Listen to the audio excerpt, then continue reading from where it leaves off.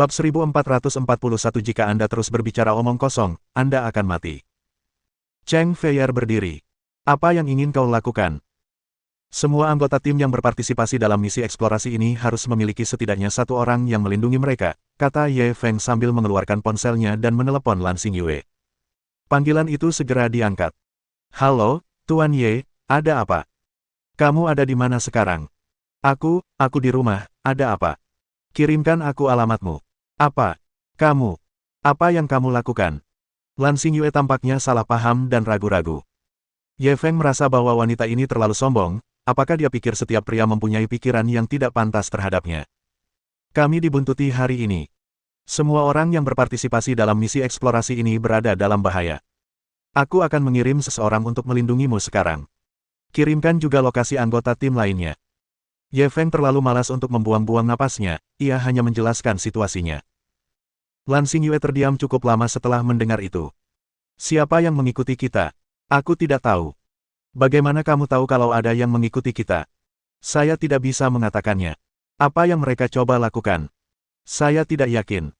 Lalu apa yang kamu tahu? Aku tahu kalau kau terus bicara omong kosong, kau akan mati. Pada akhirnya, Lan Xingyue tetap memberitahu Ye Feng lokasi dirinya dan anggota tim lainnya. Sebenarnya, bahkan jika dia tidak mengatakannya, Ye Feng bisa mengetahuinya melalui Origin Mining. Namun, dia masih ingin memberitahunya terlebih dahulu. Setelah mendapatkan alamat anggota tim ini, Ye Feng memanggil Feng Jianwu. Aku akan memberimu misi sekarang, pergi dan lindungi wanita ini. Ye Feng memberikan alamat Lan Xingyue padanya. Ya. Setelah Feng Jianwu menerima alamat itu, dia tidak bertanya lagi dan berbalik untuk pergi. Ye Feng menyimpan alamat salah satu anggota tim eksplorasi dan memberikan alamat yang lain kepada Cheng Feier, meminta tim keamanan untuk mengirim orang untuk melindungi mereka. Akhirnya, ia menghibur Zhuang Xiaoqiao. Tetap di rumah. Jangan pergi kemanapun. Zhuang Xiaoqiao tahu betapa seriusnya situasi ini. Ia tahu betapa berbahayanya masalah ini, jadi ia tidak mengganggunya untuk ikut bersenang-senang. Setelah berpisah dengan Cheng Feier, Ye Feng bergegas ke alamat yang dimilikinya. Anggota tim ini bernama Zhou Changqing. Ye Feng memiliki kesan tertentu tentangnya, dia adalah seorang pemuda yang tertutup. Meskipun dia muda, dia sebenarnya berusia 26 atau 27 tahun, beberapa tahun lebih tua darinya. Zhou Changqing adalah penduduk lokal Jiangzuo, rumahnya tidak jauh dari tempat tinggal Ye Feng, dan akan memakan waktu sekitar setengah jam dengan mobil. Ketika Ye Feng menemukan tempat itu, ia melihat sebuah gedung apartemen bertingkat, tampaknya cukup tua, setidaknya dibangun pada tahun 70-an atau 80-an. Sebelum dia sempat naik, dia melihat Zhou Changqing kembali sambil membawa kantong plastik. Ye Feng segera bersembunyi, dia tidak ingin menunjukkan dirinya untuk saat ini. Dia benar-benar ingin melihat apa yang dilakukan orang-orang yang bersembunyi dalam kegelapan itu. Tepat ketika Zhou Changqing hendak memasuki gedung apartemen, seorang wanita parubaya tiba-tiba berteriak dari belakangnya, "Zhou Changqing, cepat pergi ke jalan antik. Ibumu dalam masalah." Zhou Changqing berhenti dan menatap wanita itu perlahan. Masalah apa yang dia timbulkan? Ibumu memecahkan vas, dan mereka ingin dia membayarnya. Uangnya beberapa juta yuan, dan dia sekarang berdebat dengan mereka. Wanita parubaya itu bergegas menghampiri dengan napas terengah-engah dan menjelaskan situasinya secara singkat.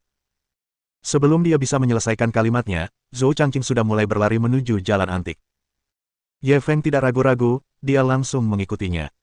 Mereka berdua segera tiba di jalan antik. Hari sudah sore, dan jalanan sudah penuh sesak. Ada pedagang kaki lima di mana-mana. Zhou Changqing mencari di antara kerumunan dan akhirnya menemukan ibunya di depan sebuah toko barang antik. Sebelum dia bisa berjalan, dia mendengar suara pertengkaran. "Jika kamu tidak membayar vasku hari ini, aku akan memanggil orang-orang dari kantor personalia untuk menangkapmu. Kalau berani, teriak saja.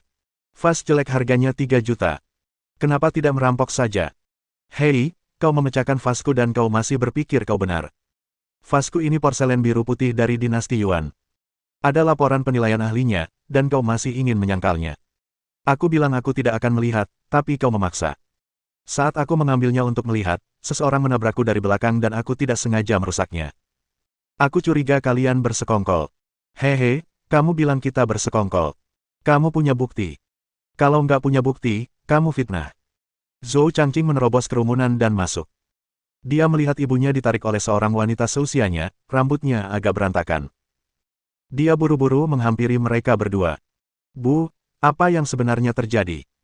Ketika Ibu Zhou melihat putranya, ia seperti melihat pilar penyangganya. Ia pun langsung menangis pilu.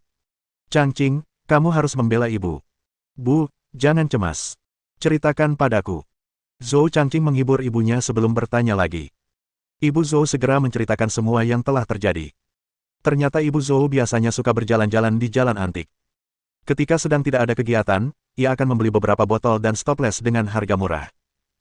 Hari ini, seperti biasa, dia datang ke jalan barang antik. Dia ingin melanjutkan berbelanja barang-barang murah. Namun, saat dia sampai di pintu masuk toko barang antik ini, pemiliknya bersikeras menariknya masuk untuk melihatnya. Awalnya, ia menolak, tetapi pemilik toko terlalu antusias. Ia tak kuasa menahan harga dirinya dan mengikutinya masuk.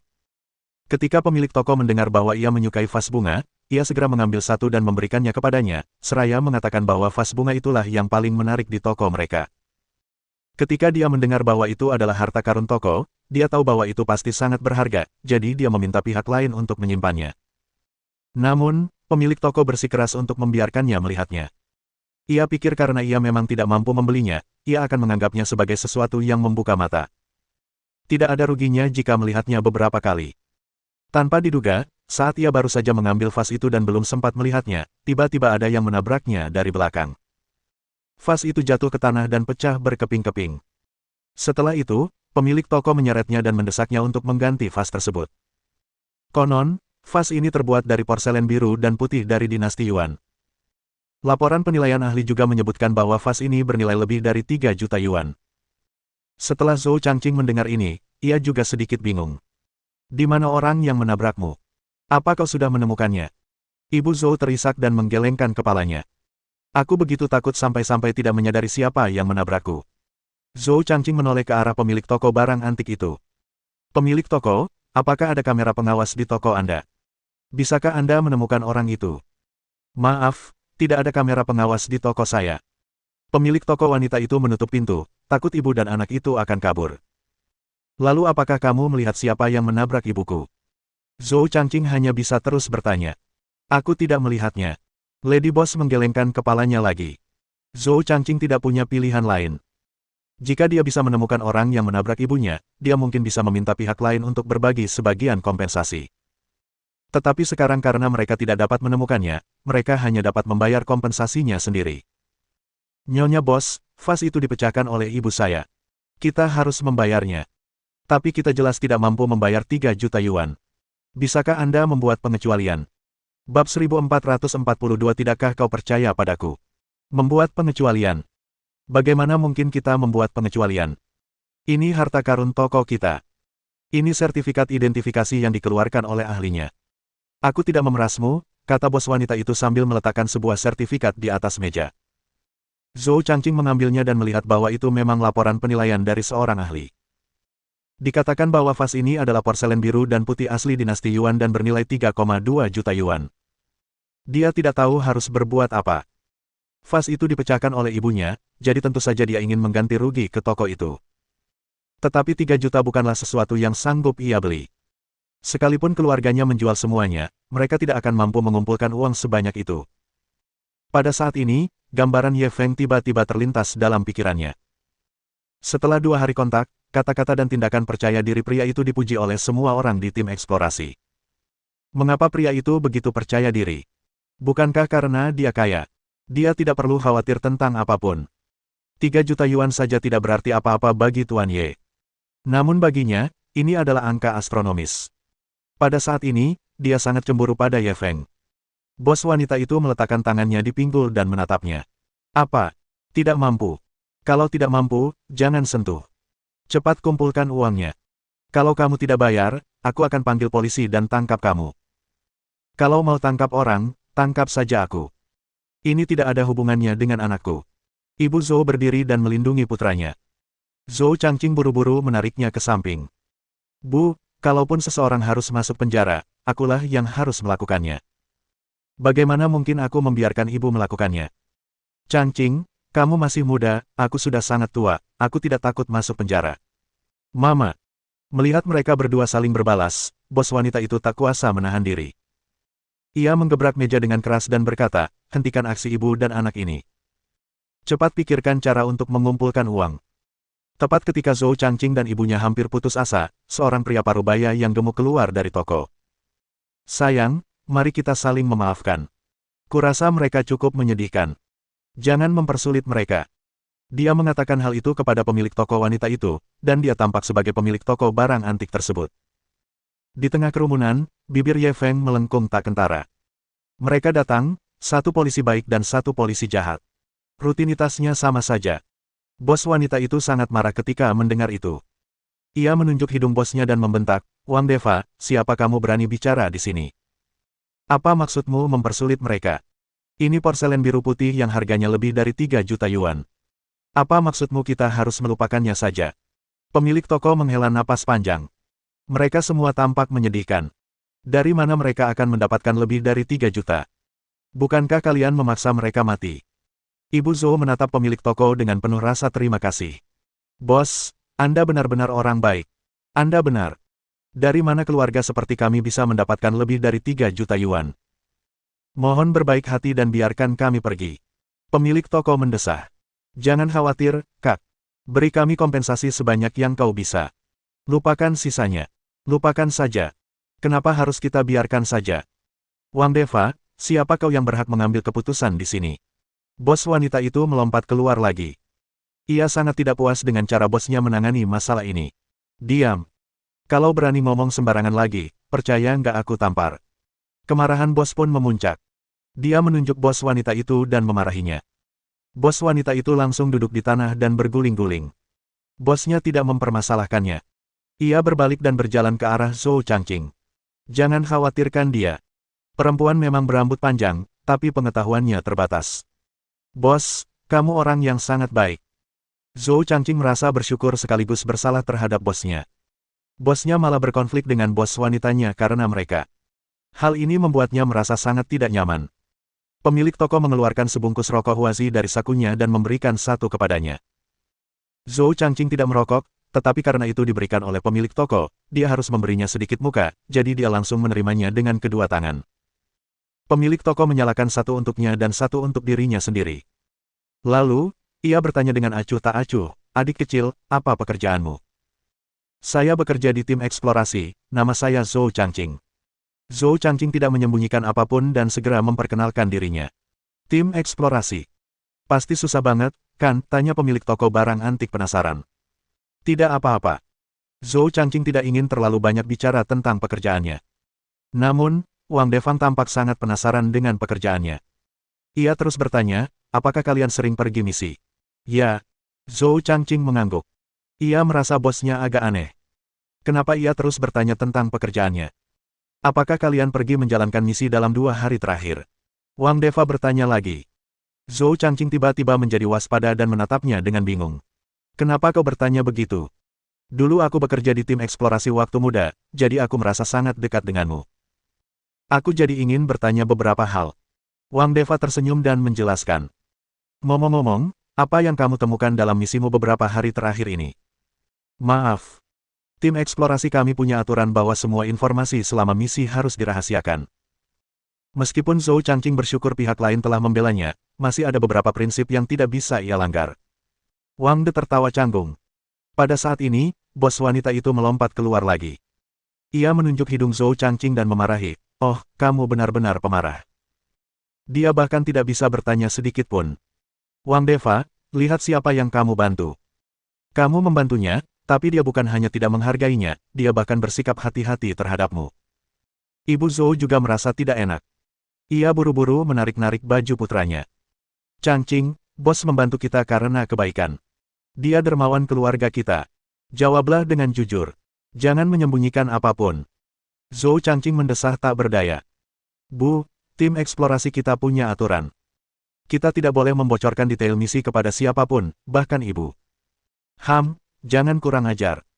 Kau harus terus menjawab pertanyaan, atau kau rugi. Pilih salah satu." Si bos wanita melompat keluar lagi dan terus memaksanya. Zhou Changqing menjadi lebih waspada. Pemilik toko dan pemilik toko wanita itu tampak sangat penasaran dengan isi misi eksplorasi mereka. "Mengapa?" Ia menggertakkan gigi dan akhirnya memberanikan diri untuk mendongak. "Maaf, aku benar-benar tidak bisa menceritakan detail misinya. Aku akan membayar vas ini. Kalau aku tidak mampu membelinya dalam setahun, aku akan membayarnya dalam 10 tahun. Kalau aku tidak mampu membelinya dalam 10 tahun, aku akan membayarnya seumur hidupku. Singkatnya, aku tidak akan berutang sepeser pun padamu. Orang-orang di sekitarnya merasa otaknya tidak bekerja dengan baik. Pemilik toko ingin membebaskannya dari kompensasi dan hanya membutuhkannya untuk menjawab beberapa pertanyaan. Orang ini rela menanggung hutang yang besar dan tidak menjawab. Bukankah ada yang salah dengan otaknya? Pemilik toko dan wanita pemilik toko tidak menyangka Zhou Changqing begitu keras kepala. Mereka segera bertukar pandang. Pikirkan baik-baik. Wang Deva hendak melanjutkan. Pada saat itu, sebuah suara tiba-tiba terdengar dari kerumunan. Kerja bagus. Aku tidak salah menilaimu. Bab 1443 Kau ingin mati. Bagaimana bisa semudah itu? Semua orang berbalik untuk melihat. Seorang pemuda tampan berjalan keluar dengan senyum puas di wajahnya. Ketika Zhou Changqing melihatnya, ia terkejut sekaligus senang. Tuan Ye, mengapa Anda di sini? Lewat. Ye Feng menatapnya dengan puas. Zhou Changqing lebih suka menanggung utang jutaan dolar daripada memberitahu orang lain tentang misi tim eksplorasi. Rasa tanggung jawab inilah yang patut dikagumi. Saat Ye Feng muncul, ekspresi pemilik toko dan nyonya bos berubah drastis, mereka saling memandang dan bertukar pandang. Ye Feng perlahan berjalan ke tumpukan pecahan keramik, mengambil 2 pecahan dan mengamatinya. Ini vas yang dipecahkan ibumu. Jelas dia bertanya pada Zhou Changqing. Zhou Changqing tampak malu. Ibu saya ceroboh. Jangan khawatir, Tuan Ye.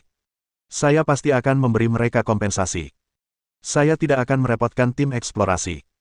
Ye Feng tersenyum, lalu menoleh ke arah kedua pemilik toko. Kalian bilang vas ini harganya lebih dari 3 juta. Ekspresi bos wanita itu agak tidak wajar, tetapi dia tetap maju. Benar. Saya punya laporan penilaian ahli di sini. Bagaimana saya bisa berbohong kepada mereka? Ye Feng mengambil laporan itu dan meliriknya, lalu tak kuasa menahan tawa. Ahli omong kosong apa? Bahkan pispot pun bisa dianggap sebagai harta karun. Menurutku, vasmu ini paling mahal 200 yuan. Apa kau mau memeras orang? Begitu dia mengatakan hal itu, suasana pun langsung heboh. Zhou Changqing juga berjalan mendekat dengan gembira. Tuan Ye, apakah yang Anda katakan benar? Apakah vas ini benar-benar hanya bernilai sedikit di atas 200 yuan? Kau tidak percaya padaku? Ye Feng tersenyum percaya diri. Zhou Changqing mengangguk penuh semangat. Aku percaya padamu, aku percaya padamu. Meskipun Ibu Zhou tidak mengetahui identitas Ye Feng, dilihat dari sikap putranya, dia seharusnya adalah seseorang yang dihormati putranya. Karena pihak lain mengatakan vas itu tidak berharga, hatinya akhirnya merasa tenang. Pemilik toko, Wang Deva, menatap Ye Feng dengan kesal. Anak muda, apa maksudmu? Apakah kau bilang kita sengaja memeras uangnya? Ye Feng menggelengkan kepalanya. Mungkin bukan uang. Wang Deva mencibir. Karena kita tidak mencoba memeras uang, kenapa kita menjebaknya? Tatapan Ye Feng menyapu mereka berdua, lalu ia terkekeh. Bisa juga untuk hal lain, misalnya informasi eksplorasi. Ketika dia mengucapkan 2 kata terakhir, jelas terlihat bahwa mereka berdua panik. Jelas, rencana mereka telah diketahui oleh Ye Feng. Keduanya saling berpandangan, dan wajah mereka menunjukkan ekspresi ganas. Sebuah pisau pendek tiba-tiba muncul di tangan mereka masing-masing, dan mereka dengan cepat menyerbu Zhou Changqing dan ibunya. Mereka tahu bahwa Ye Feng sangat kuat, jadi mereka sengaja menghindarinya dan memilih 2 orang yang lebih lemah. Selama mereka dapat mengendalikan ibu dan anak itu, mereka akan mampu memaksa Ye Feng untuk berhati-hati, mereka bahkan mungkin memiliki kesempatan untuk melarikan diri. Namun, Ye Feng sudah bersiap, tepat saat mereka hendak menyerang, dia tiba-tiba mengangkat tangannya dan melemparkan 2 jarum perak. Klang-klang-klang. 2 jarum perak diam-diam menusuk titik akupuntur di pergelangan tangan mereka. Pemilik toko dan bos wanita itu merasakan pergelangan tangan mereka mati rasa, dan belati di tangan mereka jatuh ke tanah. Keduanya menundukkan kepala dan melihat jarum perak setipis bulu sapi. Wajah mereka langsung menunjukkan ketakutan. Jarum perak ini akan bengkok jika seseorang tidak berhati-hati, tetapi sebenarnya dapat digunakan sebagai senjata tersembunyi. Pengendalian kekuatan semacam ini mungkin telah mencapai puncak kesempurnaan, bukan? Ketakutan yang belum pernah terjadi sebelumnya segera muncul. Pemilik toko dan bos wanita itu segera membuat keputusan. Ye Feng terlalu kuat, bahkan jika mereka berdua bergabung, mereka mungkin bukan tandingannya. Keduanya dengan cepat bertukar pandang, pemilik toko itu tiba-tiba menyerbu ke arah Ye Feng tanpa mempedulikan nyawanya, sementara pemilik toko menyerbu ke arah pintu. Jelaslah mereka ingin mengorbankan satu orang untuk melindungi orang lain. Bagaimana mungkin Ye Fan tidak menyadari angan-angan mereka? Ia hanya tersenyum meremehkan. Dalam menghadapi kekuatan absolut, semua rencana dan rencana tidak ada gunanya. Pada saat ini, bos wanita itu telah menyerbu ke depan dan meninju pelipisnya. Dilihat dari kekuatan dan kecepatan pukulannya, dia setidaknya berada di tahap tengah kekuatan cahaya. Ye Feng menatap ekspresinya yang garang dan tersenyum ringan. Dia mengangkat tangan kanannya dan mencengkeram pergelangan tangan bos wanita itu. Serangan bos wanita itu terhenti tiba-tiba. Sebelum ia sempat bereaksi, sebuah kekuatan yang sangat mengerikan menyapu dirinya. Bos wanita itu merasa seperti perahu sendirian di lautan luas, dan tubuhnya benar-benar tak terkendali. Selanjutnya, Ye Feng mengerahkan kekuatannya. Tubuh bos wanita itu terlempar ke belakang dan menghantam keras bos yang hendak melarikan diri. Keduanya berguling bersama. Baru pada saat itulah orang banyak di sekitar bereaksi dan melarikan diri. Setelah berlari 6-7 meter, kerumunan berhenti dan melanjutkan menonton.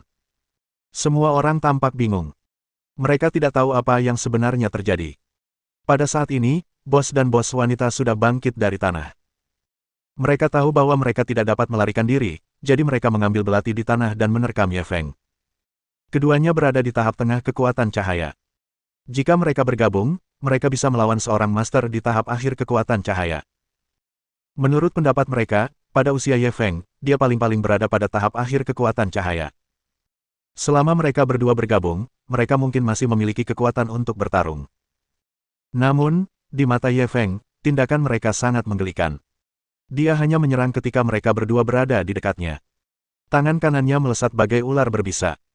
Saking cepatnya, ia meninggalkan jejak bayangan di udara.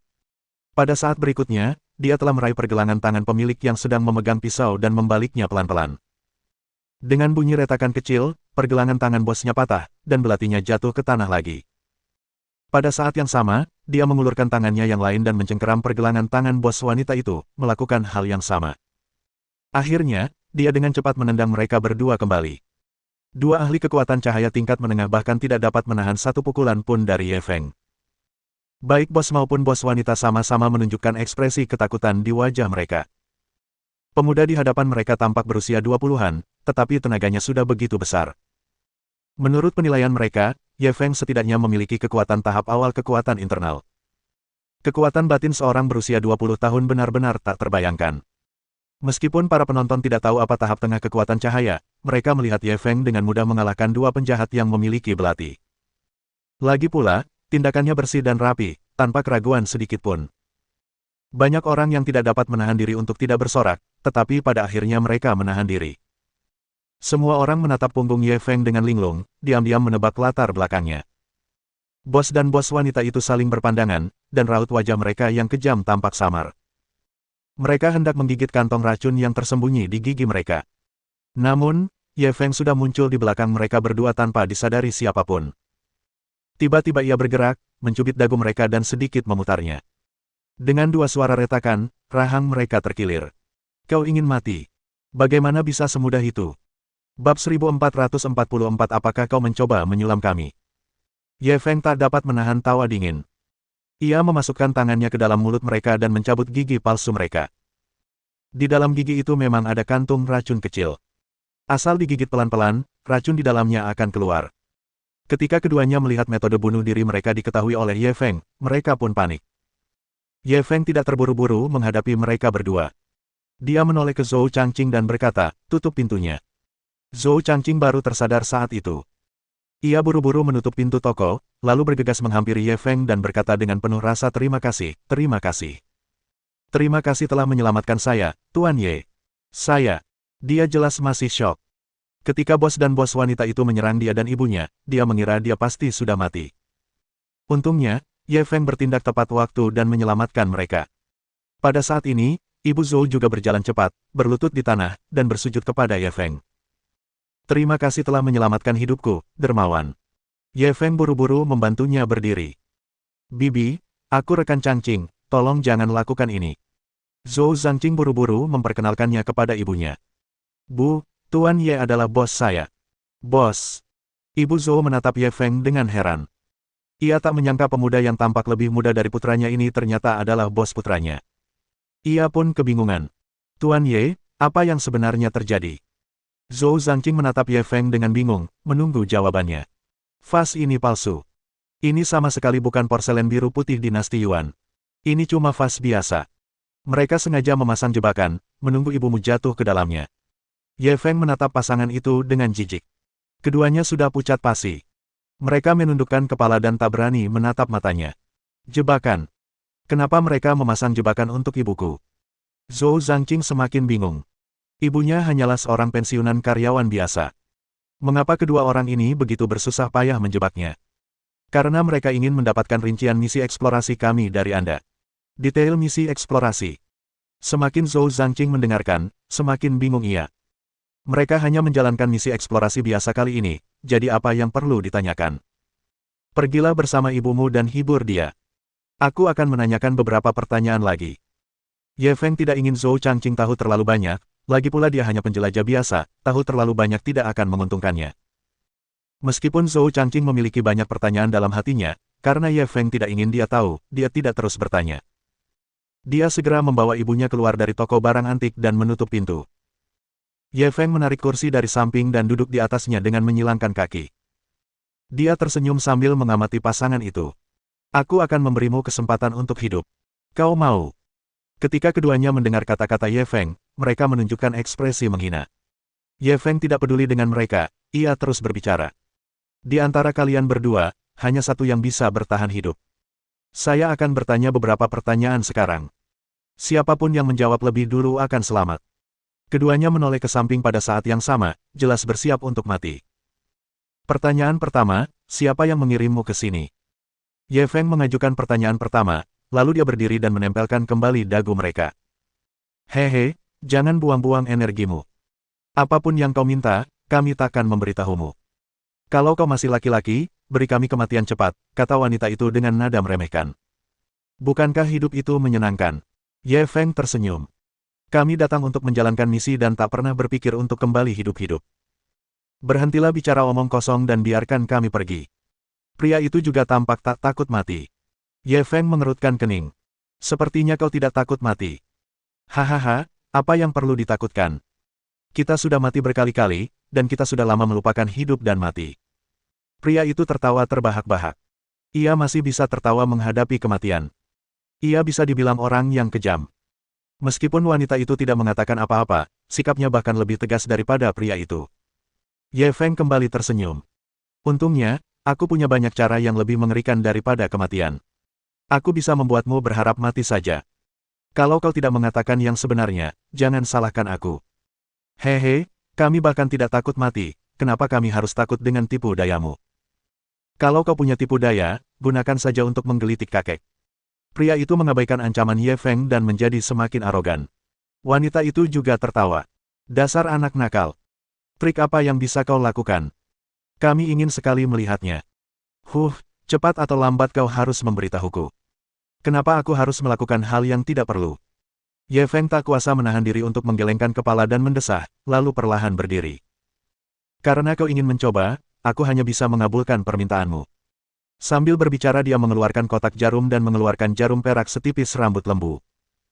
Hahaha, nak, apa kau belajar cara memeras pengakuan dari istri gurumu ini? Apa kau mencoba menyulam kami? Hahaha. Ketika pria itu melihatnya mengeluarkan jarum, ia tersenyum lebih bahagia. Mereka semua telah menjalani pelatihan penyiksaan, termasuk semua jenis hukuman yang mengerikan. Ye Feng menggunakan jarum untuk menakut-nakuti mereka adalah hal yang mudah bagi mereka. Jangan cemas. Terkadang, semakin tidak terlihat alat penyiksaannya, semakin tak terduga efeknya. Senyum di wajah Ye Feng menarik. Ekspresi pria dan wanita itu sedikit berubah. Mereka merasakan keanehan yang tak terlukiskan dalam senyumnya, dan mereka mendapat firasat buruk. Ye Feng tidak peduli dengan apa yang mereka pikirkan, ia terlebih dahulu menusukkan jarum perak ke titik akupuntur yang tidak disebutkan namanya di leher mereka.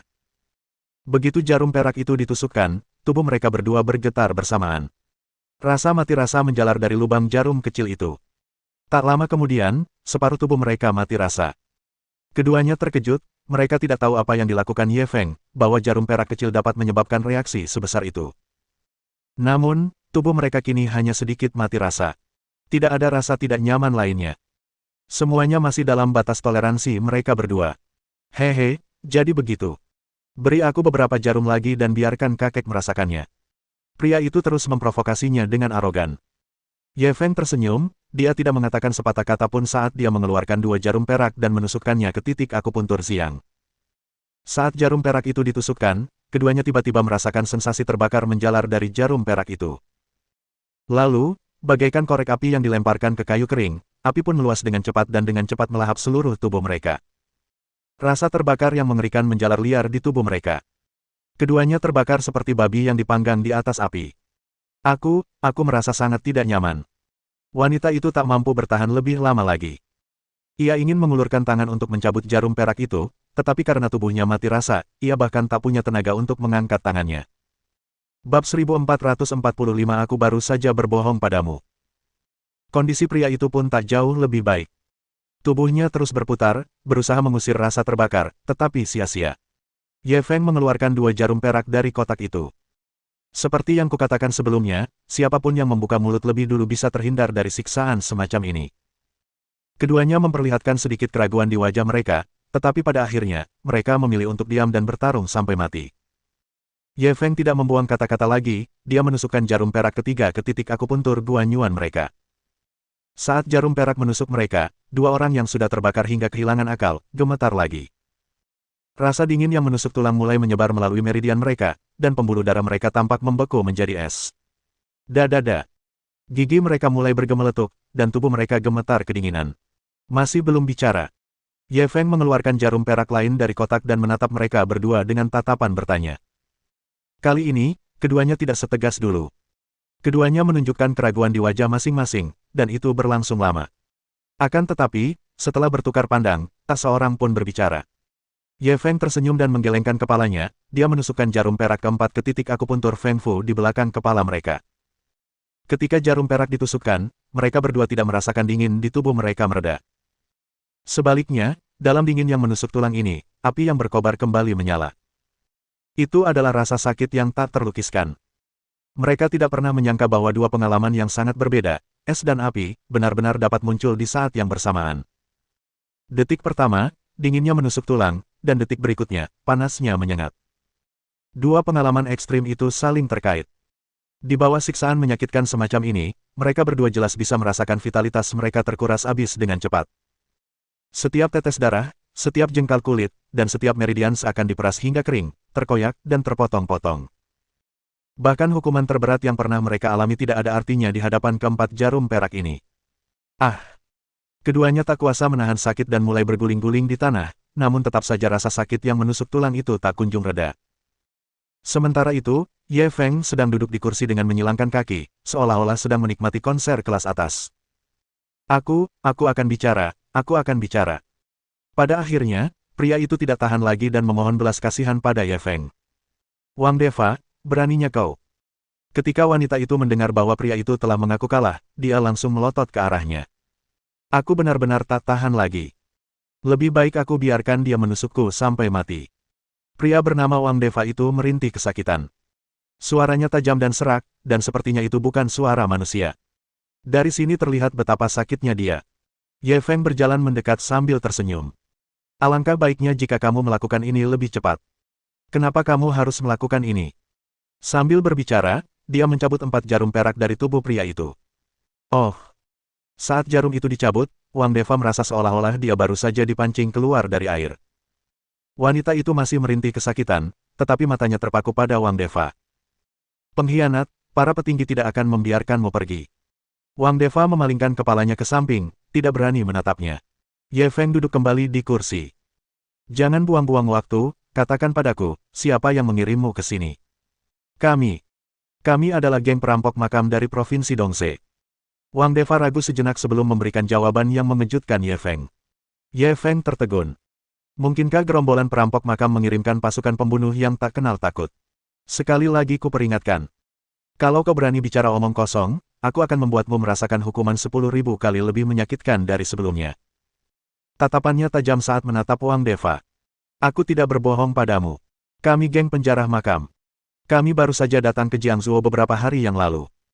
Ketika Wang Deva mendengar bahwa hukumannya 10.000 kali lebih menyakitkan daripada yang baru saja dialaminya, wajahnya memucat. Ye Feng sedikit mengernyit. Mungkinkah kelompok orang tak dikenal yang dibicarakan Cheng Feier dan lainnya adalah geng penjara makam? Berapa banyak orang yang kamu bawa? Lebih dari 20. Apakah kalian menanyakan detail penjelajahan kami hanya untuk merampok makam? Ya. Ye Feng menatap Wang Deva, dia ingin melihat apa yang ada di wajahnya. Namun, Wang Deva memiliki ekspresi sedih di wajahnya. Di mana tempat persembunyianmu? Dia tidak lagi membahas masalah ini dan mengganti pertanyaannya. Aku tidak tahu. Wang Deva menggelengkan kepalanya lagi. Hehe, apa kau bercanda? Kau bahkan tidak tahu di mana tempat persembunyianmu. Sepertinya aku terlalu baik padamu, kata Ye Feng sambil meraih kotak jarum. Ekspresi Wang Deva berubah drastis. Jarum perak di tangan Ye Feng lebih menakutkan daripada senjata nuklir baginya. Entahlah, kami hanya orang-orang di pinggir lapangan. Setiap kali kami menyelesaikan misi, kami langsung melapor kepada Saudara Zong. Hanya Saudara Zong yang tahu di mana markasnya. Siapa Saudara Zong? Ye Feng mendengar nama lain yang tidak dikenalnya dan langsung tertarik. Saudara Zong adalah pemimpin langsung kami. Dia bertanggung jawab menemukan Lan Xingyue untuk operasi ini, kata Wang Deva jujur. Ye Feng lalu mengajukan beberapa pertanyaan lagi, dan Wang Deva dengan patuh bekerja sama. Akan tetapi, ia bersikeras bahwa dirinya hanyalah tokoh pinggiran dan informasi yang ia ketahui terbatas. Ye Feng melihat bahwa dia tidak bisa mendapatkan informasi lebih lanjut, jadi dia tidak membuang waktu lagi. Saat itu, perempuan itu sudah diambang kematian. Ia bahkan tak punya kekuatan untuk berteriak. Ye Feng berjalan mendekat dan mencabut semua jarum perak di tubuhnya, tetapi dia tetap tidak menunjukkan reaksi apapun. Beri kami kematian yang cepat. Wajah Wang Deva dipenuhi dengan tekad. Maaf. Saya warga negara yang taat hukum. Saya tidak akan membunuh siapapun. Ye Feng tersenyum ramah, tampak seperti murid yang baik hati. Namun di mata Wang Deva, senyumnya lebih menakutkan daripada iblis. Pada saat ini, ponsel Ye Feng tiba-tiba berdering. Feng Jianwu yang menelepon. Dia tidak berani menunda dan buru-buru menjawab panggilan itu. Halo, Tuan.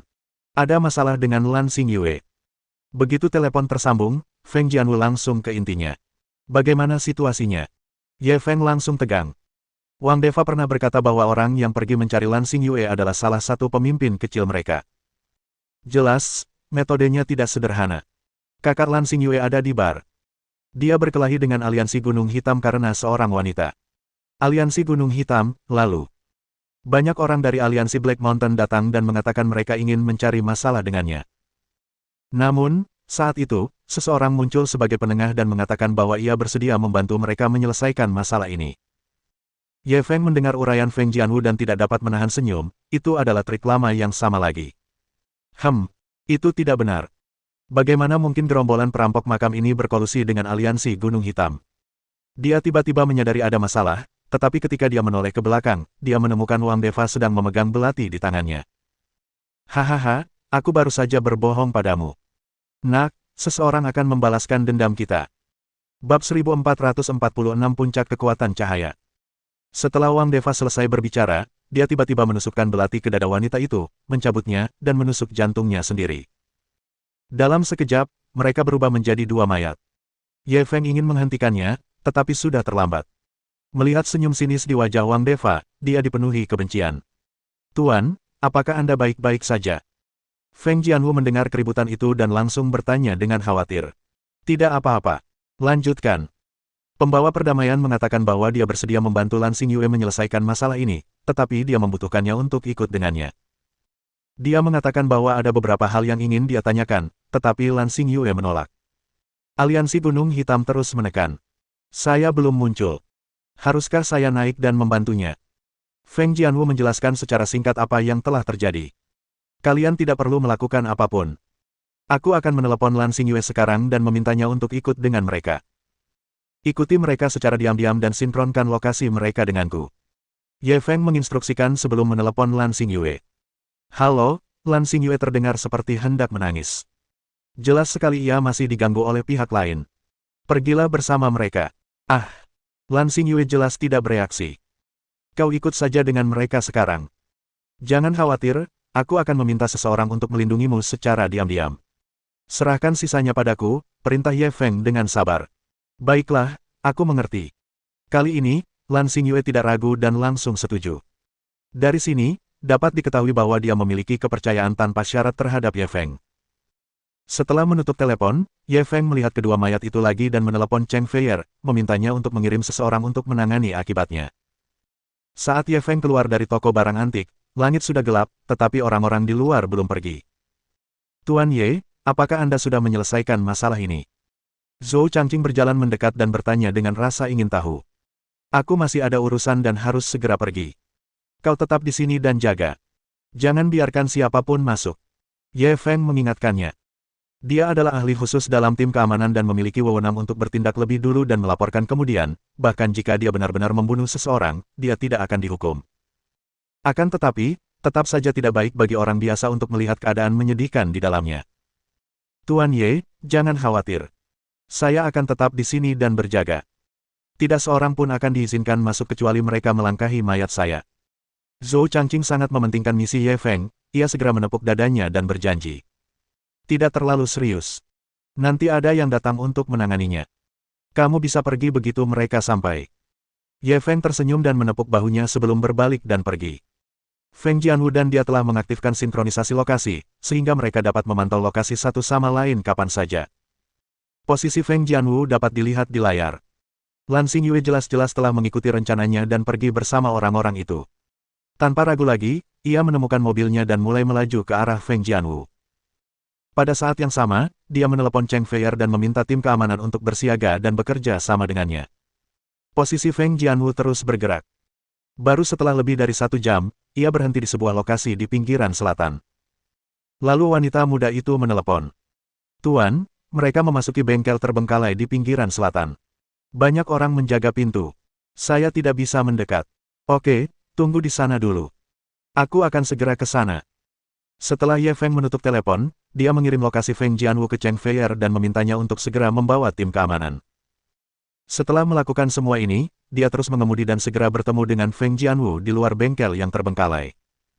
Tuan, saya sudah melihatnya. Setidaknya ada selusin orang yang menjaga perimeter. Ada 4 di pintu masuk, 2 di atap, dan... Feng Jianwu melaporkan informasi yang diamati kepada Ye Feng. Ye Feng mendengarkannya sambil mengamati bengkel yang terbengkalai. Bengkel itu tidak terlalu besar. Luasnya sekitar 300 meter persegi, dan cahaya masuk melalui jendela. Terlebih lagi, keamanannya sangat ketat. Begitu ada yang mendekat, mereka akan langsung ketahuan. Jelas mereka berdua tidak sanggup menghadapi begitu banyak orang sekaligus. Mereka hanya bisa menunggu tim keamanan datang. Setelah menunggu setengah jam lagi, Ye Feng sudah mulai tidak sabar. Lagi pula, Lan Xingyue sudah lama di sana. Kalau ada masalah, dia yang akan bertanggung jawab. Untungnya, setelah beberapa saat, anggota tim keamanan tiba satu demi satu. Karena takut ketahuan pihak lain, mereka memarkir mobilnya agak jauh dan berjalan kaki. Termasuk Cheng Feier, totalnya ada 9 orang. Ye Feng memberi Cheng Feier deskripsi sederhana tentang situasi orang-orang yang menjaga perimeter. Bagaimana? Apa kau yakin bisa menghabisi sekelompok orang ini? Ia melirik anggota tim keamanan, tidak terlalu yakin dengan kekuatan mereka. Apa maksudmu? Apa kau meremehkan kami? Cheng Feier memelototinya dengan kesal. Bukan itu maksudku. Aku hanya ingin memastikan. Ye Feng tersenyum malu. Jangan khawatir. Zhang Jian adalah yang terkuat di antara kita. Dia sudah mencapai puncak kekuatan cahaya. Sambil berbicara, Cheng Feier menunjuk seorang pria jangkung di belakangnya dengan ekspresi bangga. Ekspresinya seolah berkata, jangan terlalu sombong. Kita juga punya ahlinya. Ye Feng melirik pria itu. Puncak kekuatan cahaya. Sudah cukup. Kata-katanya langsung membuat marah semua orang di tim keamanan. Puncak kekuatan cahaya sudah dianggap ahli di kalangan seniman bela diri. Apa maksudnya dengan cukup? Kata-kata ini terlalu tidak mengenakan untuk didengar. Cheng Feier memelototinya, lalu berbalik menatap anggota tim di belakangnya. Jangan dengarkan omong kosongnya. Kita siapkan misinya dulu. Kemudian, dia mulai menugaskan tugas kepada semua orang secara tertib. Ye Feng memperhatikan dia memberi perintah dengan tertib, dan semua anggota tim keamanan mematuhi perintahnya, dia pun tak dapat menahan diri untuk menatapnya dengan pandangan baru. Cheng Feier biasanya tampak tidak memiliki pendapat yang kuat di hadapannya, jadi dia tidak menduga Cheng Feier akan memiliki sisi yang tegas seperti itu. Sebenarnya, dia memiliki kesalahpahaman besar tentang Cheng Feier. Alasan mengapa dia tampak kurang berpendapat di hadapannya terutama karena dia terlalu kuat. Dia selalu bisa membuat penilaian yang akurat, jadi Cheng Feier hanya bisa mendengarkan pendapatnya. Namun, saat berhadapan dengan orang lain, aura kepemimpinannya keluar. Minggir. Setelah menugaskan tugas, Cheng Feier segera memberi isyarat kepada anggota timnya. Kemudian, ke-9 anggota tim keamanan itu semua mengambil tindakan dan segera menghilang ke dalam malam. Ye Feng dan Feng Jianwu tidak mengikuti mereka bertugas mengamati lingkungan sekitar, untuk berjaga-jaga. Tak lama kemudian, tim keamanan sudah berada di posisinya. Orang pertama yang ditangani adalah 2 orang di atap. Hampir tanpa suara, tim keamanan telah menggorok leher mereka. Kemudian, 4 orang yang berada di pinggiran dan 3 orang yang tersembunyi dalam kegelapan semuanya dibunuh secara diam-diam. Saat ini, hanya 4 orang yang menjaga pintu di luar. Mereka juga yang paling sulit dihadapi. Bab 1447 dengan aku di sini, tak seorang pun bisa menindasmu. Mereka berempat saat itu tengah asyik berbincang-bincang dengan rokok di mulut mereka, dan sesekali terdengar suara tawa cekikikan. Keempat anggota tim keamanan sudah mulai menyelinap mendekati tembok.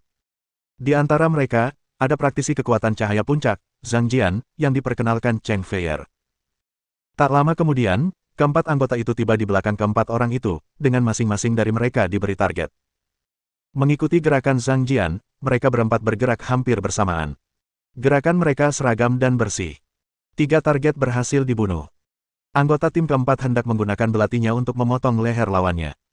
Orang itu tampaknya merasakan ada seseorang di belakangnya dan melangkah maju dengan waspada. Anggota tim keamanan buru-buru mengejarnya dan menusuknya dengan belatinya. Penjahat itu hanya dapat meneriakkan satu kata sebelum dia terbunuh. Namun karena kata ini, situasinya berubah. Pintu bengkel didorong terbuka dengan keras, dan sesosok bayangan hitam tiba-tiba keluar dan menerjang Zhang Jian. Perubahan ini terlalu mendadak, dan bahkan Ye Feng tidak punya waktu untuk bereaksi. Bayangan hitam itu sudah tiba di depan Zhang Jian.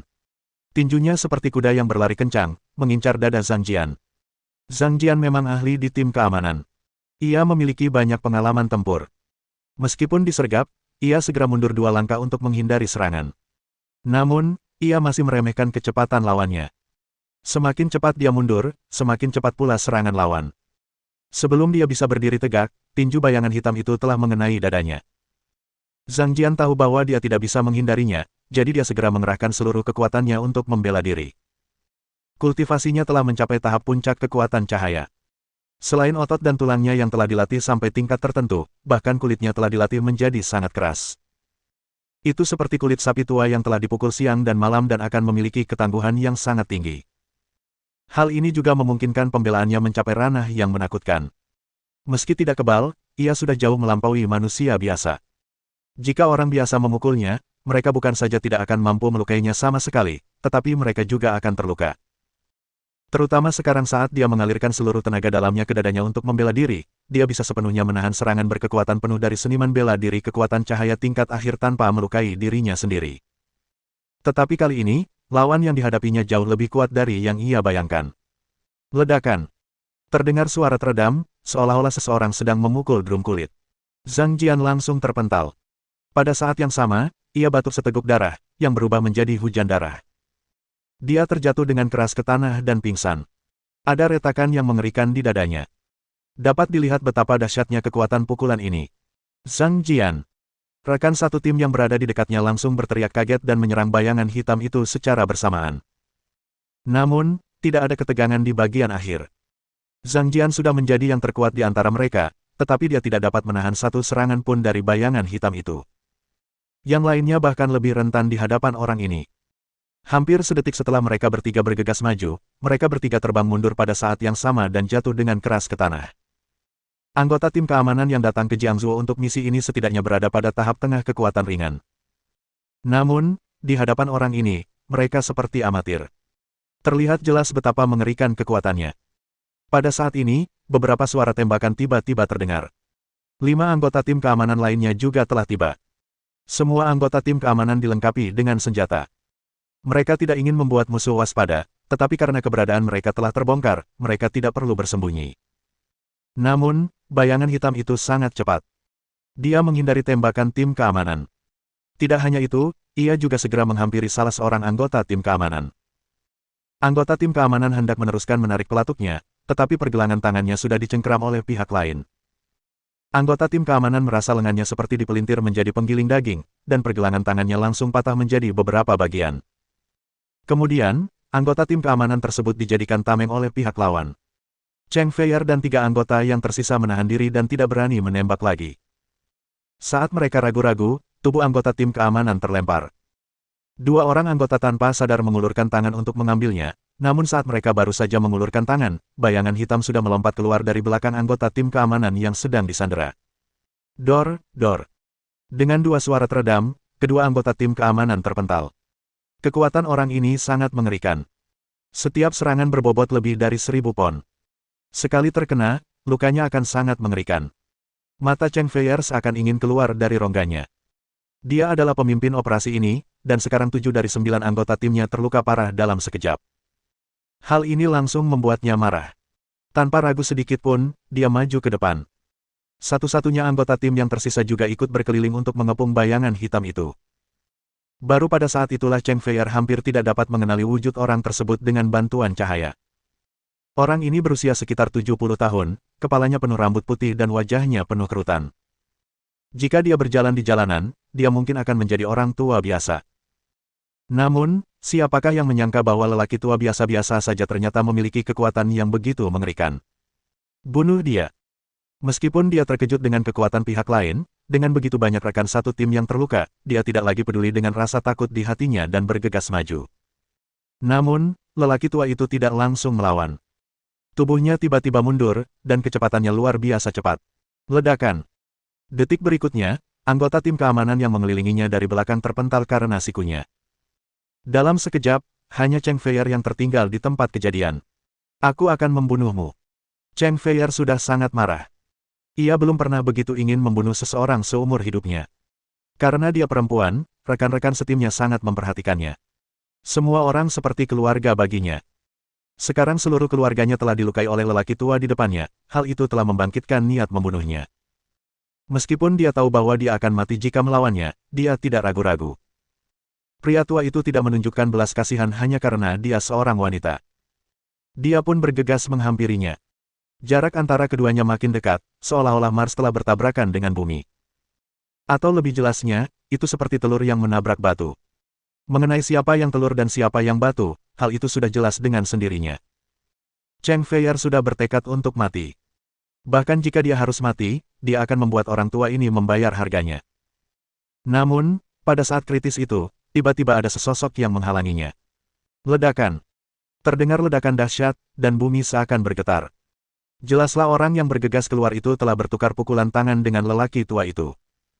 Dia mundur setengah langkah, sedangkan lelaki tua itu mundur 3 langkah dengan ekspresi terkejut. Cheng Feier menatap sosok di depannya di bawah cahaya redup. Cahaya kuning redup itu seakan-akan memberikan kesan metalik pada tubuhnya, seolah-olah ia terbungkus jubah emas, membuatnya tampak begitu energi. Kamu Feng. Cheng Feier menggumamkan namanya, emosinya membuncah. Rasanya seperti seorang anak yang pernah diganggu orang lain telah melihat orang tuanya muncul. Ye Feng berbalik perlahan, sudut bibirnya melengkung membentuk senyuman yang indah. Denganku di sini, tak seorang pun bisa menindasmu. Bab 1448 aku sendiri sudah cukup untuk membunuhmu. Meskipun Ye Feng mengatakannya dengan santai, dia sebenarnya sangat serius. Kekuatan lelaki tua di depannya pasti dapat digolongkan sebagai salah satu seniman bela diri terbaik yang pernah dilihatnya. Meskipun pertempuran tadi kedengarannya rumit, sebenarnya itu hanya berlangsung kurang dari 20 detik. Dari 9 anggota tim keamanan, hanya Cheng Feier yang tersisa. Kekuatan semacam itu yang dibutuhkan untuk melukai 8 seniman bela diri di atas tahap tengah kekuatan cahaya dalam 20 detik memang sedikit mengejutkan. Tetapi yang membuat Ye Feng merasa aneh adalah dia tidak bisa merasakan fluktuasi kekuatan internal apapun dari pihak lain. Dia tidak dapat berhenti memikirkan seseorang. Newstone. Teknologi modifikasi genetika yang digunakan oleh organisasi misterius Newstone dapat dengan cepat meningkatkan kekuatan seseorang ke tingkat yang tak terbayangkan, dan tidak ada fluktuasi kekuatan internal dalam tubuh. Mungkinkah orang ini juga merupakan orang yang dimodifikasi secara genetik? Meski dia belum yakin 100%, dia yakin kalau orang-orang ini pasti bukan perampok makam. Geng perampok makam mana yang memiliki ahli kekuatan internal? Dengan kekuatan seperti ini, mengapa dia masih merampok makam? Siapapun yang bergabung dengan organisasi manapun akan diperlakukan seperti leluhur. Ketika dia mengamati lelaki tua itu pun mengamatinya. Kamu Ye Feng. Pria tua itu mengenalinya sekilas. Ye Feng menyipitkan matanya. Kau kenal aku? Hahaha, siapa yang tidak kenal jenius nomor satu di dunia seni bela diri Huaxia? Suara lelaki tua itu sangat serak. Saat ia tersenyum, terpancar aura menyeramkan yang membuat orang merinding. Pada saat ini, Feng Jianwu telah tiba dan berdiri di belakang lelaki tua itu. Pria tua itu meliriknya sebelum berbalik menatap Ye Feng. Kalau kau tak ingin dia mati di tanganku, lebih baik kau jangan biarkan dia terlibat dalam pertempuran kita. Ye Feng melambaikan tangannya ke arah Feng Jianwu, memberi isyarat agar dia tidak menyerang. Hanya aku yang bisa membunuhmu. Hahaha, lelaki tua itu tertawa lagi. Aku selalu mendengar bahwa jenius nomor satu Huaxia itu sangat arogan. Sekarang setelah aku melihatnya hari ini, itu benar. Orang tua ini akan melawanmu dan melihat seberapa hebat jenius sepertimu.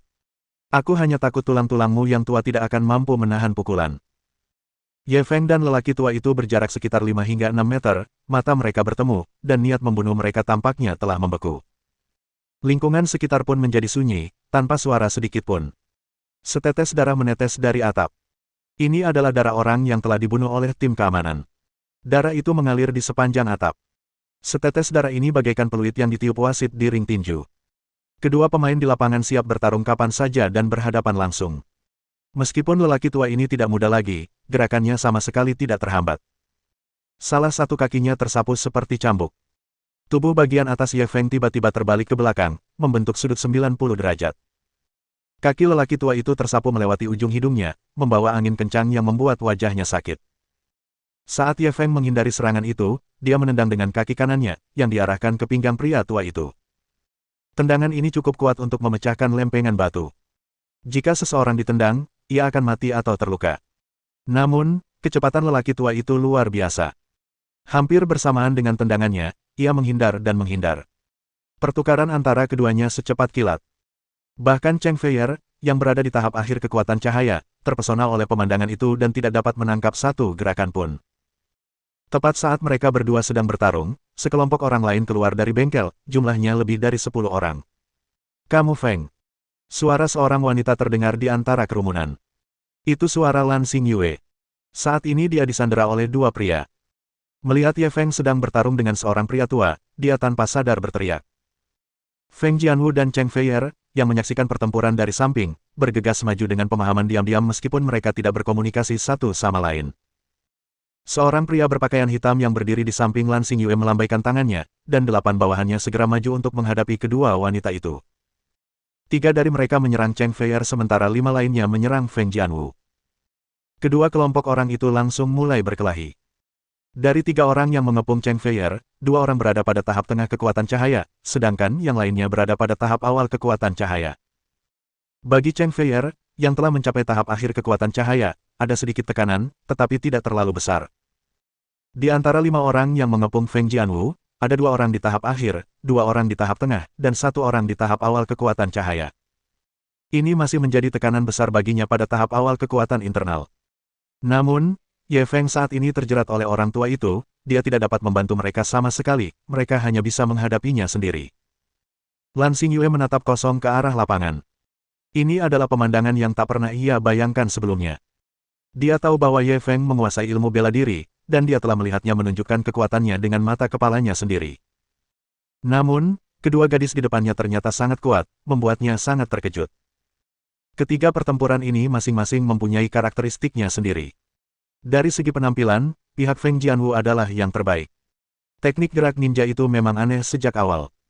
Ditambah dengan gaun tutu bergaya lolita yang dikenakan Feng Jianwu, sosoknya yang ramping bergerak maju mundur di antara kelima pria itu bak peri bunga. Cheng Feier, di sisi lain, menerima pelatihan tempur dari tim keamanan. Tidak ada yang menarik untuk ditonton, tetapi setiap pukulannya mematikan dan penuh kekuatan. Meskipun seorang perempuan, ia sama sekali tidak panik saat menghadapi kepungan 3 pria. Rasanya seperti konfrontasi langsung. Adapun Ye Feng, Lan Xingyue tidak bisa melihat dengan jelas. Pertama, hari sudah larut malam dan lampu dari bengkel saja tidak mampu menerangi keadaan sekitar. Kedua, mereka berdua bertarung terlalu cepat.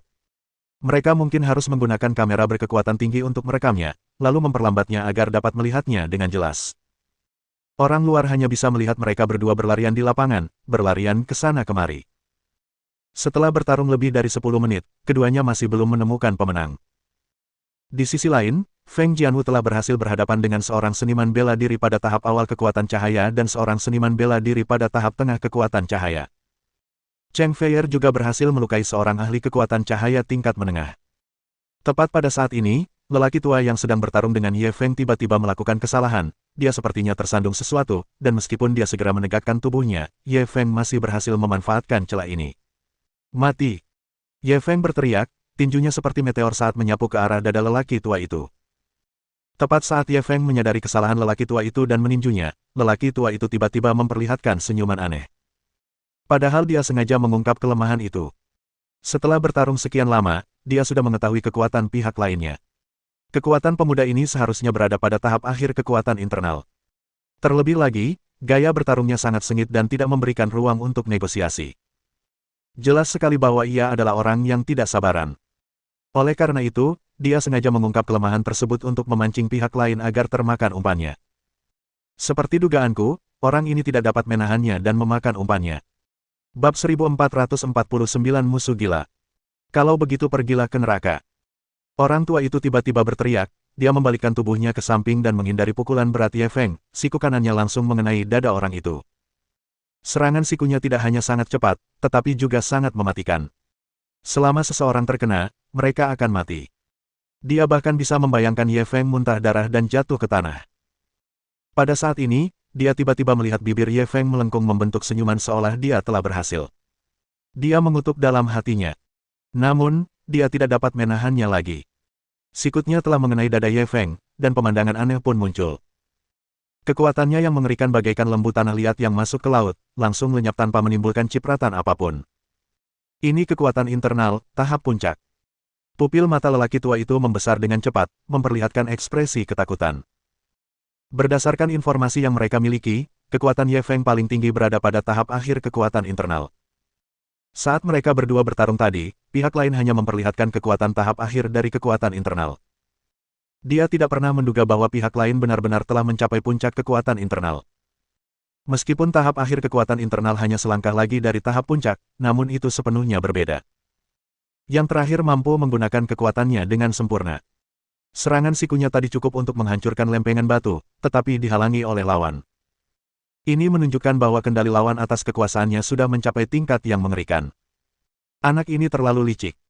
Dia jelas memiliki kekuatan-kekuatan internal puncak, tetapi dia berpura-pura berada pada tahap akhir kekuatan internal, sengaja ikut bermain dan memikatnya ke dalam perangkap. Anak itu tidak punya hati nurani. Reaksinya cepat dan dia sudah mundur secepat yang dia bisa. Namun Ye Feng lebih cepat darinya dan menepuk punggungnya. Serangan telapak tangan ini tidak bersuara, tetapi kekuatannya amat mengerikan. Orang tua itu terbang sejauh 4 hingga 5 meter sebelum mendarat di tanah seperti pesawat yang meluncur. Seteguk darah menyembur keluar dari mulut lelaki tua itu. Jelas, ia terluka parah dan tak bisa bangun untuk waktu yang lama. Ye Feng tidak berhenti, dia terus mengejarnya, bersiap untuk membunuhnya. Tepat pada saat ini, suara yang menusuk terdengar, memaksanya mundur. Sebilah belati melintas di depan Ye Feng, kurang dari 10 cm dari dadanya. Jika ia sedikit lebih lambat, belati itu mungkin telah menusuknya. Pada saat yang sama, pria berjubah hitam yang berdiri di samping Lan Xingyue telah menyerbu. Pergilah ke neraka. Pria itu meraung dan melayangkan pukulan keras. Pria itu tidak mempunyai fluktuasi kekuatan internal apapun, tetapi Ye Feng dapat mengetahui dari kecepatan dan kekuatannya bahwa kekuatan orang ini mendekati tahap tengah kekuatan internal. Orang seperti itu pasti dianggap sebagai ahli tingkat atas di dunia seni bela diri Huaxia. Namun di mata Ye Feng, itu tidak cukup. Dia tidak menghindar sama sekali, malah langsung mengangkat tinjunya dan menghantamkannya. Ledakan. Kedua tinju itu bertabrakan bagaikan Mars yang menabrak bumi, menimbulkan suara dentuman yang memekakkan telinga. Pada saat yang sama, dengan suara retakan, lengan kanan pria itu langsung patah menjadi bentuk L terlihat sangat mengerikan. Akan tetapi, lelaki ini tampaknya tidak merasakan sakit apapun, ia mengepalkan tangannya yang lain dan terus memukul Ye Feng. Meskipun Ye Feng mengaguminya, dia tidak melepaskannya begitu saja, dia membalas dengan pukulan lainnya. Ledakan. Sama seperti sebelumnya, lelaki itu mundur beberapa langkah lagi, dan lengannya yang lain patah. Kedua lengannya yang terputus menjuntai, dan darah menetes di lengannya. Ah! Lelaki itu melolong seperti binatang buas sambil terus menyerang ke depan dan menendang wajah Ye Feng. Ye Feng sudah terkejut dengan gaya bertarungnya yang tak kenal takut. Orang ini mencoba menolong orang tua itu keluar dari kesulitannya, tetapi menggunakan metode bunuh diri seperti itu masih sangat menakutkan. Akan tetapi, meskipun dia terkejut, dia tidak akan menunjukkan belas kasihan saat tiba waktunya untuk menyerang. Tangan kanannya terulur secepat kilat dan mencengkeram pergelangan kaki pria itu. Ia mendorongnya pelan-pelan ke depan, lalu langsung menendangnya ke udara. Suara retakan tulang lainnya terdengar. Kaki kanan pria itu patah dari pangkal paha, membuat kulit kepala orang-orang mati rasa. Pertarungan Cheng Feier dan Feng Jianwu telah berakhir, bukan berarti pemenangnya sudah ditentukan, tetapi semua orang terkejut dengan pemandangan tragis di pihak Ye Feng. Tidak peduli dari kubu mana mereka berasal, mereka semua menatap kosong ke arah pemandangan itu, bulu kuduk mereka berdiri. Setelah kaki pria berbaju hitam itu patah, ia tak mampu lagi berdiri. Ia tergeletak di tanah seperti anjing mati. Kedua lengan dan satu kakinya patah, tetapi dia masih membuka mulutnya, ingin menggigit Ye Feng. Ye Feng langsung menendang mulutnya. Mulut lelaki itu penuh dengan darah, dan dagunya sudah terlepas, tetapi dia masih melotot ke arah Ye Feng, dia tampak sangat ganas, seperti hantu yang merangkak keluar dari neraka. Sekalipun Ye Feng telah mengalami pertempuran yang tak terhitung jumlahnya dan membunuh banyak orang, dia tetap ketakutan. Meskipun kekuatan pria ini tidak terlalu bagus, tentu saja, tidak terlalu bagus, ini hanya untuknya. Namun, dia adalah orang paling kejam dan gila yang pernah dilihatnya. Musuh yang kuat sungguh mengagumkan, dan musuh yang gila sungguh menakutkan. Meskipun pria ini tidak menyakiti Ye Feng, dia memberi cukup waktu bagi pria tua itu. Setelah penundaan ini, orang tua itu telah berdiri lagi. Pada saat yang sama, dia mengeluarkan jarum suntik dari sakunya. Ye Feng terlalu akrab dengan jarum suntik itu. Ketika ia pernah bertarung dengan Houston, biasanya lawannya akan menyuntikkan jarum ke tubuhnya saat ia terluka parah atau kelelahan, barulah ia bisa bangkit kembali dengan kesehatan yang prima. Metode orang tua itu jelas sama dengan Houston. Sudah terlambat baginya untuk menghentikannya. Pihak lain telah memasukkan jarum suntik ke kakinya, dan keadaan awalnya yang putus asa langsung hilang. Kau benar-benar mengejutkanku. Seorang pemuda berusia 20-an tahun dengan kekuatan internal puncaknya sungguh menakutkan. Jika kau terus berkembang, masa depanmu tak terbatas. Orang tua itu menatap Ye Feng. Jadi, kau harus mati hari ini, atau kau akan menjadi ancaman besar bagi kami di masa depan. Ancaman besar. Ini kehormatan saya. Ye Feng menyingkirkan jeratan pria berpakaian hitam itu, dia siap bertempur. Pria tua itu tidak terburu-buru menyerangnya. Sebaliknya, ia perlahan berjalan ke depan pria berpakaian hitam itu. Kau tak berharga lagi. Sesuai aturan organisasi, aku akan mengantarmu pulang. Beristirahatlah dalam damai. Tuhan akan memberkati keluargamu. Setelah berkata demikian, dia menamparkan kepala lelaki berjubah hitam itu. Lelaki itu, yang beberapa saat lalu memasang ekspresi garang, memiringkan kepalanya dan tidak bernapas lagi. Cheng Feier dan beberapa anggota tim keamanan lainnya yang terluka parah menyaksikan kejadian ini dengan mulut ternganga. Organisasi misterius ini sungguh tidak normal. Hanya karena pihak lain terluka parah dan tidak berharga, mereka membunuh orang-orang mereka sendiri. Terlebih lagi, pria berjubah hitam ini baru saja mempertaruhkan nyawanya untuk menyelamatkan lelaki tua itu. Mereka tidak menyangka dia akan berakhir seperti ini. Orang-orang ini hanyalah sekelompok setan berdarah dingin. Bab 1450 sungguh suatu kehormatan. Bahkan Ye Feng penasaran dengan organisasi misterius ini, organisasi macam apa yang bisa membesarkan sekelompok orang yang tidak manusiawi seperti itu. Lelaki tua itu sepertinya telah melakukan sesuatu yang sepele. Ia menoleh untuk menatapnya. Kau pikir kami kejam? Kami bahkan membunuh orang-orang kami sendiri. Ye Feng tertawa ringan, menyetujuinya. Bagi kami, siapapun yang memengaruhi rencana kami harus dibasmi tanpa ampun. Entah itu rekan setim yang lemah atau musuh yang kuat, mereka hanya akan menjadi penghalang bagi rencana kami. Nada bicara lelaki tua itu sangat kejam, tanpa sedikit pun emosi. Apa rencanamu? Harta karun rahasia Raja Siang. Ye Feng sangat penasaran dengan rencana mereka. Faktanya, setelah mengetahui identitas lelaki tua itu, dia langsung bereaksi. Alasan mengapa orang-orang ini menanyakan misi penjelajahan mereka sebenarnya adalah untuk menemukan harta karun rahasia Raja Siang. Houston telah memeras otaknya untuk mendapatkan peta harta karun Raja Siang. Meskipun gagal, mereka belum menyerah sepenuhnya. Kali ini, mereka mengirim orang ke Jiangzhou dan diam-diam mengikutinya. Jelas, mereka ingin menggunakan kekuatannya untuk menemukan harta karun rahasia Raja Siang. Pria tua itu langsung mengangkat kepalanya dan tertawa. Harta karun rahasia Raja Siang hanyalah sebagian dari rencana kita. Rencana besar kita adalah sesuatu yang tak akan pernah bisa kau bayangkan atau pahami. Ye Feng menjadi semakin penasaran, bahkan harta rahasia Raja Siang yang didambakan semua orang hanyalah sebagian dari rencananya. Apa yang organisasi misterius ini coba lakukan? Tanpa memberinya kesempatan bertanya lebih lanjut, tubuh lelaki tua itu tiba-tiba memancarkan kekuatan, dan jubah hitamnya berkibar liar. Kami ingin menahanmu di sini lebih lama agar kami bisa menggunakan kekuatanmu untuk menemukan harta karun rahasia Raja Siang. Namun, karena kau sudah datang ke rumahku, aku hanya bisa mengantarmu pergi. Dan orang-orang yang kau bawa ke sini harus mati hari ini. Orang tua itu meninggalkan kata-kata terakhirnya dan menyerang Ye Feng. Setelah bertarung dengan Ye Feng sebelumnya, staminanya menurun drastis, dan kecepatan serangannya juga melambat. Namun, setelah suntikan itu, kekuatannya kembali ke keadaan puncaknya, dan kecepatannya juga mencapai batasnya. Awalnya, ia masih berjarak 6 hingga 7 meter, tetapi dalam sekejap mata, ia sudah berada di depannya. Sebuah kekuatan mengerikan menyapu. Ye Feng tidak terlalu peduli pada awalnya. Setelah pertarungan antara keduanya, kekuatan lelaki tua itu dinilai berada pada tahap akhir kekuatan internal. Ia sama sekali tidak mampu menandingi Ye Feng. Namun, situasinya berubah lagi. Kekuatan lelaki tua itu tiba-tiba meningkat pesat. Setidaknya, ia setara dengan puncak kekuatan batinnya sekarang. Penemuan ini mengejutkan Ye Feng. Mungkinkah suntikan yang baru saja diterimanya tidak hanya memulihkan kekuatan fisiknya ke kondisi puncak tetapi juga meningkatkan kekuatannya secara signifikan? Bukankah ini terlalu sulit dipercaya? Karena ia telah meremehkan kekuatan lawannya, ia benar-benar berada dalam posisi yang tidak menguntungkan begitu mereka berdua beradu pukulan.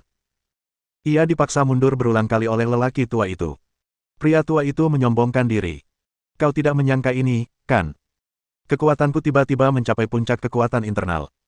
Hahaha, metode kami bukan sesuatu yang bisa dibayangkan anak kecil sepertimu. Mati saja. Begitu dia selesai berbicara, kekuatannya melonjak lagi. Suatu kekuatan yang amat mengerikan melanda Ye Feng. Ekspresi Ye Feng berubah, dia tidak berani menghadapinya secara langsung, jadi dia buru-buru mundur. Namun, kekuatan pihak lain bagaikan gelombang, gelombang demi gelombang, dan tidak ada habisnya. Dalam sekejap, ia benar-benar tertekan dan tak mampu lagi melawan. Ia hanya bisa terus mundur, dikelilingi bahaya. Feng Jianwu dan Cheng Feier juga melihat bahaya yang dihadapinya dan ingin membantunya. Akan tetapi, sebelum mereka dapat berbuat apa-apa, mereka sekali lagi dikepung oleh para seniman bela diri itu, dan pertempuran pun meletus lagi. Ye Feng awalnya berniat untuk melakukan pertempuran yang menguras tenaga. Menurut pertarungannya sebelumnya dengan Newstone, setelah periode tertentu, kekuatan fisik orang yang dimodifikasi secara genetika akan menurun drastis, dan mereka perlu mengisi kembali energinya. Dia bisa memanfaatkan celah itu dan melakukan serangan balik. Namun, yang mengejutkannya, mereka berdua telah bertarung selama lebih dari 10 menit, tetapi kekuatan fisik lelaki tua itu tidak berkurang sama sekali. Malah, kekuatannya menjadi semakin ganas. Dia tidak dapat menahan perasaan terkejutnya. Mungkinkah ramuan organisasi misterius ini telah membaik lagi? Suntikan bisa bertahan lebih lama. Jika memang begitu, itu sungguh mengerikan. Sekarang, stamina-nya lah yang terkuras dengan sangat cepat. Ia takut ia akan kelelahan sampai mati sebelum stamina lawannya habis. Ia segera memikirkan strategi untuk menghadapi serangan mendesak lelaki tua itu. Tiba-tiba, dia mendapat secerca inspirasi dan menemukan cara untuk memecahkannya. Kekuatan orang yang dimodifikasi secara genetik memang mengerikan. Misalnya, kekuatan lelaki tua ini saja sudah cukup untuk berdiri sejajar dengan seorang ahli kekuatan internal tingkat atas. Akan tetapi, kendali mereka terhadap kekuatan jauh lebih rendah dibandingkan dengan ahli kekuatan internal puncak yang sebenarnya. Lagi pula, kekuasaan mereka dipinjam dan bukan milik mereka. Oleh karena itu, kendalinya atas kekuatannya sangat kasar. Bahkan bisa dikatakan ia tidak memiliki kendali sama sekali. Ia sepenuhnya mengandalkan kekuatan kasar untuk menyerang. Saat memikirkan hal ini, senyum tiba-tiba muncul di wajahnya. Pertarungan bisa berakhir sekarang. Ketika lelaki tua itu melihat senyum Ye Feng, dia panik tanpa alasan. Namun, dia tidak diberi waktu untuk berpikir. Ye Feng tampak kelelahan, gerakannya mulai melambat. Kepanikan di hati lelaki tua itu langsung sirna. Ia meningkatkan serangannya, ingin menghabisinya sekaligus. Ye Feng benar-benar tertekan, dia semakin bingung, dan dia memiliki semakin banyak kekurangan. Pada saat itu, dia tiba-tiba terhuyung dan tubuhnya tanpa sadar condong ke belakang. Pria tua itu gembira. Ia memanfaatkan kesempatan ini dan melayangkan pukulan keras ke perut lawannya. Bagi seorang seniman bela diri, dantian merupakan jalur kehidupan yang paling penting. Jika Dantian terluka parah, bahkan seniman bela diri terkuat pun akan terluka parah. Orang tua itu mengira bahwa ia telah memahami garis hidup pihak lain. Namun pada saat berikutnya, Ye Feng mengangkat tangan kanannya, dan sesuatu muncul dari ujung jarinya. Tepat saat lelaki tua itu linglung, lehernya tiba-tiba mati rasa. Tetapi karena dia berada di tengah pertempuran, dia tidak punya waktu untuk memeriksa, dia hanya ingin membunuh Ye Feng sekaligus. Akan tetapi, saat pukulannya hendak mengenai dantian Ye Feng, separuh tubuhnya tiba-tiba mati rasa. Pukulan itu berhenti tepat di depan perut Ye Feng, ia tidak bisa lagi bergerak maju. Lelaki tua itu terkejut. Ia tak menyangka perubahan mendadak seperti itu. Tanpa ragu sedikit pun, dia cepat mundur. Pada saat yang sama, dia meraih lehernya. Itu sebenarnya jarum perak setipis rambut sapi. Dia langsung terkejut. Jarum perak kecil sebenarnya dapat digunakan sebagai senjata tersembunyi. Perlu diketahui bahwa jarum perak jenis ini sangat lunak. Jarum itu akan bengkok jika disentuh ringan, apalagi digunakan untuk melukai orang. Namun, jarum perak kecil ini cukup membuat separuh tubuhnya kehilangan kendali. Dapat dilihat bahwa pengendalian kekuasaan pihak lain telah mencapai taraf sempurna.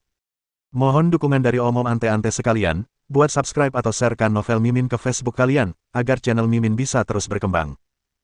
Dengan begitu, Mimin bisa lebih semangat untuk up novel seru lain ke depannya. Buat teman-teman yang sudah subscribe dan sharekan novel Mimin, Mimin ucapkan terima kasih sebanyak-banyaknya.